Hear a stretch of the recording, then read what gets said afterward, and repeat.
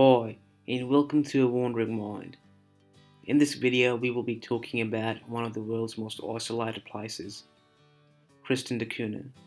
Tristan Da Cunha is a very remote and volcanic island in the South Atlantic Ocean with only 260 inhabitants.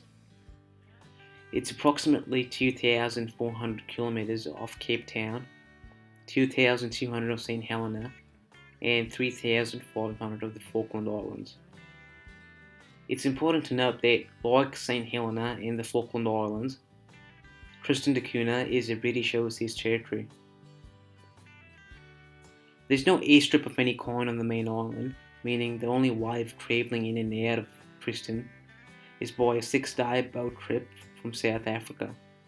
The economy of Tristan is also quite interesting, in that all residents farm and all land is communally owned.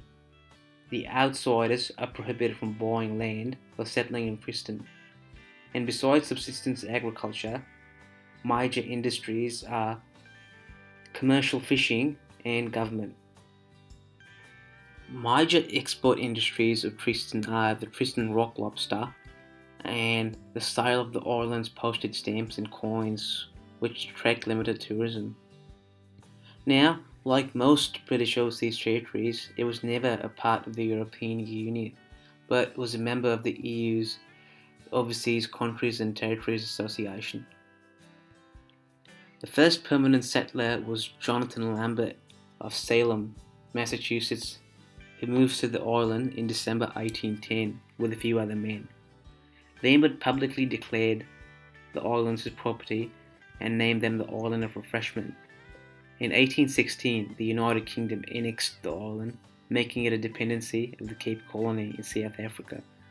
This was explained as a measure to prevent the island's use as a base for any attempt to free Napoleon Bonaparte from his prison in St. Helena. And because of its small and largely inbred population, Tristan is also quite interesting to medical researchers, and it's been used to study the genetic basis of some diseases.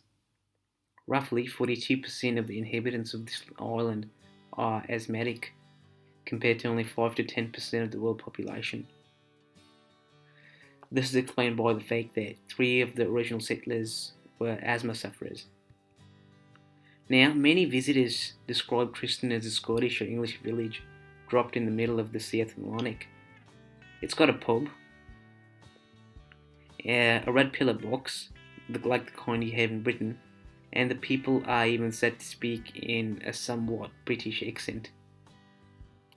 Now, in the current pandemic, Tristan Da Cunha would be the safest place to be, but sadly the government banned entry of any non-residents to the island in an attempt to prevent its spread. And that's the end of this video. Thanks for watching. Cheers.